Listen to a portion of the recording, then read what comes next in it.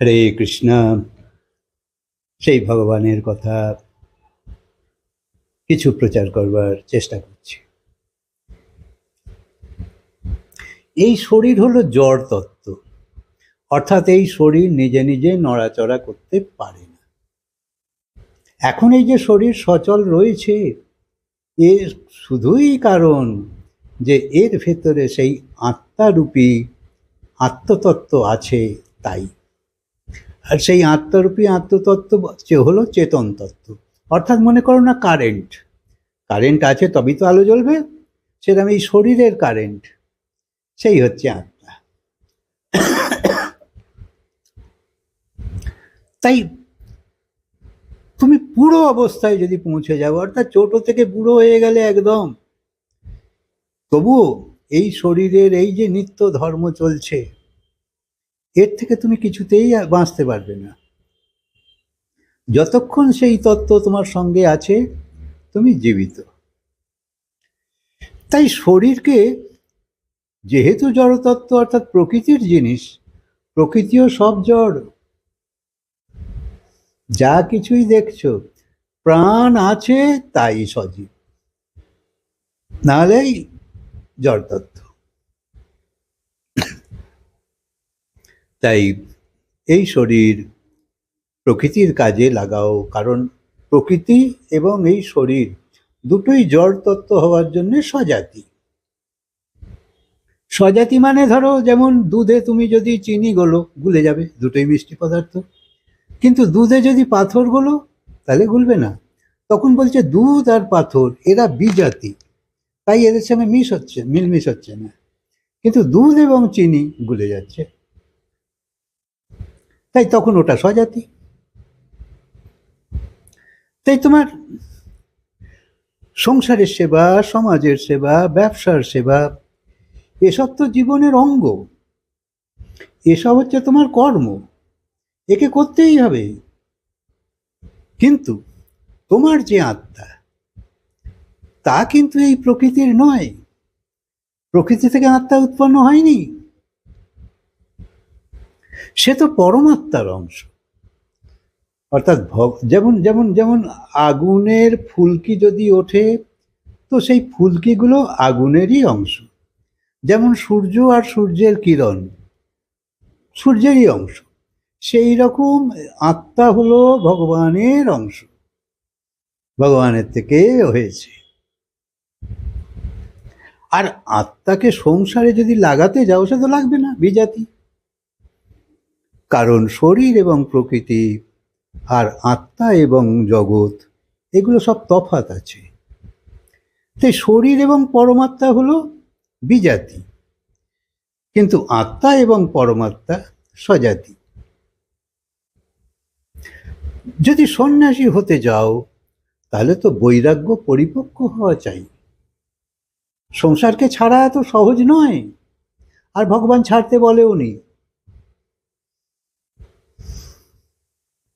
সংসারে থাকতে থাকতে নিজেকে বোঝাও যে এখানে যা কিছু আছে, যতটা আছে, এতে আমার কিচ্ছু নেই। যত কষ্ট করেই সব সংগ্রহ করো জীবনে, সমস্তই ফেলে রেখে যাবে, এতে কোনো সন্দেহ নেই, সবাইয়ের অভিজ্ঞতা আছে। কিন্তু যখন এই রকম ভাবনা হবে, তখনই তো সেই ভাবনা সিদ্ধ হবে। তাই এই যে সময়ে সময়ে তুমি চিন্তিত আছো, দুঃখী আছো, কাঁদছো যে এবার কি হবে, এবার কি হবে, এই সমস্ত চিন্তা তখন তোমায় ছেড়ে চলে যাবে। কারণ তুমি তো জানো সব ছেড়ে চলে যাবে তোমায়। তোমার শরীরের রোগই বলো, চিন্তাই বলো, শরীরই বলো, সম্পত্তি বলো, সব ছেড়ে চলে যাবে তোমায়। তাই কোনো মন্দিরকে কিন্তু শাস্ত্র বলেছে যে উপেক্ষা করা ঠিক নয়, সে যে মন্দিরই হোক, আর তুমি যার যে ভগবানের ভক্তই হোক। সে মন্দির দেখলে মাথা নিচু করো, কারণ সেখানে ভগবান আছে। যে ভগবানই হোক, ভগবান তো। এই ঠাকুরের প্রসাদ ভক্তির সাথে গ্রহণ করা খুব দরকার, কারণ ভগবানের প্রসাদ লৌকিক কিছু নয়। তাই শাস্ত্র বলে, যার সঙ্গে প্রীতি হয়ে গেছে তার কথা বেশি মনে আসে না যতটা শত্রুর কথা মনে আসে। যাকে তুমি হীনভাবে দেখো তার কথাই বেশি মনে আসে। শ্রেষ্ঠ পুরুষের লক্ষণ হলো সে কাউকে খণ্ডিত করে না, তার চোখে সবাই ঠিক, অর্থাৎ কিনা যে যেরকম যেরকম আমার কি, এইরকম। তাই তুমি অজ্ঞানী বা আর্ধেক জ্ঞানী বা তোমায় কেউ কখনো কোনো বোঝায়নি, তাই তুমি নিজের এই জ্ঞানের গণ্ডির মধ্যেই রয়ে গেছো। তাই তুমি কোনো ঠাকুরকে পুজো করো, এতে কোনো দোষ নেই, কিন্তু এতে অন্য ঠাকুর রাগ করে না, কারণ তাদের মধ্যে কোনো বিদ্বেষ নেই, বিরোধ নেই, সব যে যার জায়গায় সিদ্ধ আনন্দিত। তত্ত্ব ভগবানেরই রূপ। তাই সদ্গুরু হলে সে তোমায় কোনো গলদ রাস্তা বলবে না। তাই গুরু মন্ত্র নিরন্তর বিশ্বাসের সঙ্গে, ভরসা করে, শ্রদ্ধার সঙ্গে নিত্য আচরণ, নিত্য জপ অবশ্যই মনে চলতে থাকুক। তুমি যেখানেই থাকো, যেমনই থাকো, ভগবানের নাম করতে থাকো। যখন ঠাকুরের নাম নেবে তখন কোনো আলস্য নয়। কৃষ্ণের সিধে সাদা অর্থ হলো আনন্দ। তাই যে স্বয়ং আনন্দিত সে শুধু তোমায় আনন্দই দেবে। তাই প্রভুর জন্যে যদি কাঁদো তাতেও আনন্দ আছে। শ্রী চৈতন্য মহাপ্রভু প্রভুর জন্যে তো কেঁদে কেঁদে নেচে নেচে হরিবল হরিবল বলে ঘুরে বেড়াতো। তাই প্রভুর প্রতি পাগলামও আনন্দের।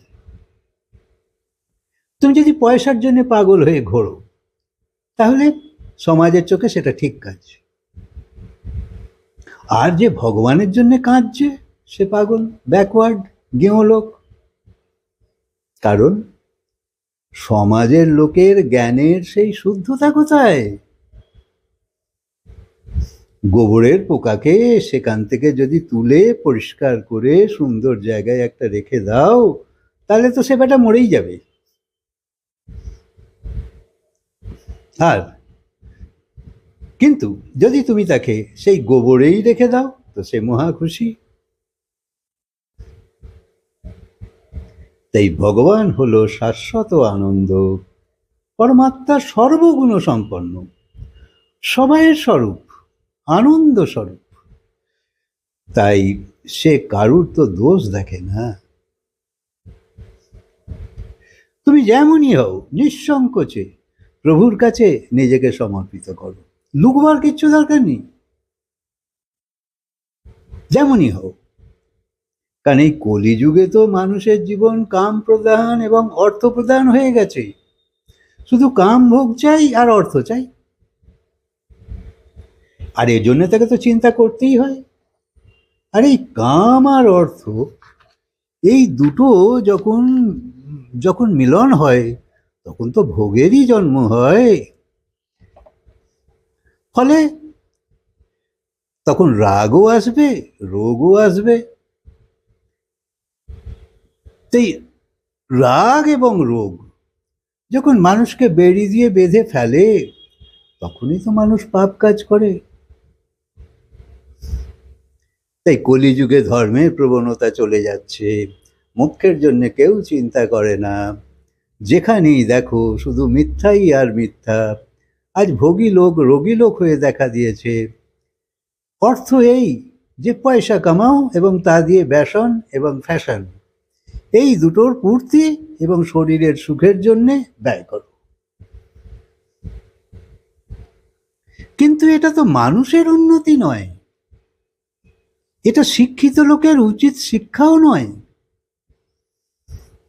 তাই মহাপুরুষরা মানুষের সংসার এবং দুঃখ কষ্টের থেকে নিবৃত্তি পাবার উপায় হিসেবে বলেছে যে তুমি যেখানেই থাকো, যে অবস্থাতেই থাকো, তোমার গতি কেবল একটাই, আর তা হলো সেই ভগবান সর্বেশ্বর সুহানন্দ, পরমানন্দ, ব্রহ্মানন্দ, সচ্চিদানন্দ যে আছে তার কাছে আশ্রয় নেওয়া।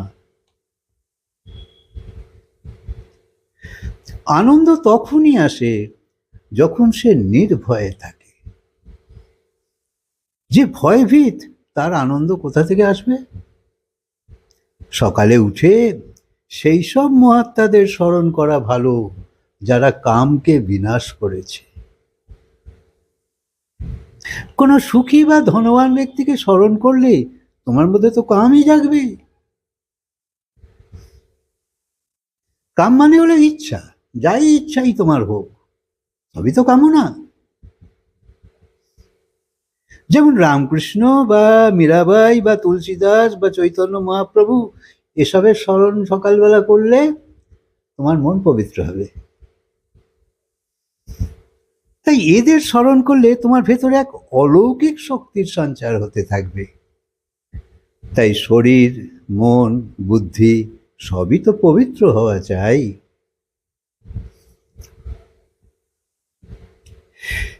মহাপুরুষরা চিন্তা করার পর, অনুভূতি হবার পর জগতের সামনে যা কিছু রেখেছে সেটাই তো সিদ্ধান্ত। কারণ এগুলো শাস্ত্রসম্মত, যুক্তিসম্মত এবং অনুভূতি থেকে পাওয়া। এই অনুভূতির একটা বিশেষ মূল্য আছে।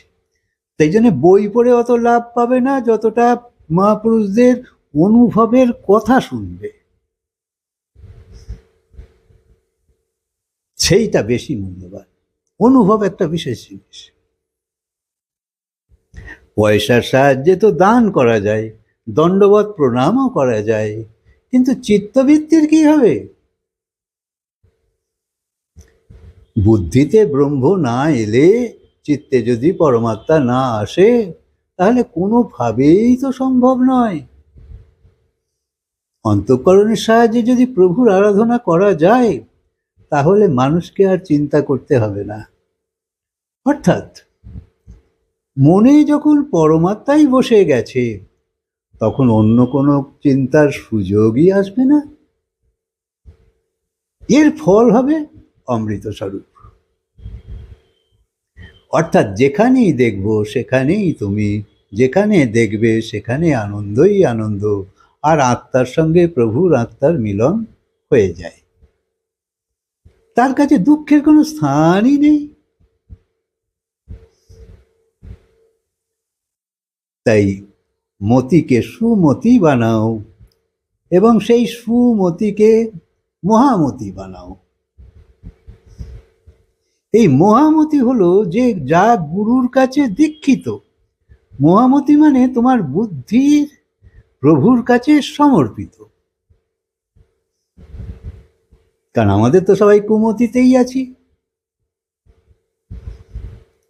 তাই কুমতি থেকে সুমতি আসুক, সুমতি থেকে মহামতি আসুক, প্রভুর চরণে সমর্পিত হয়ে যাও।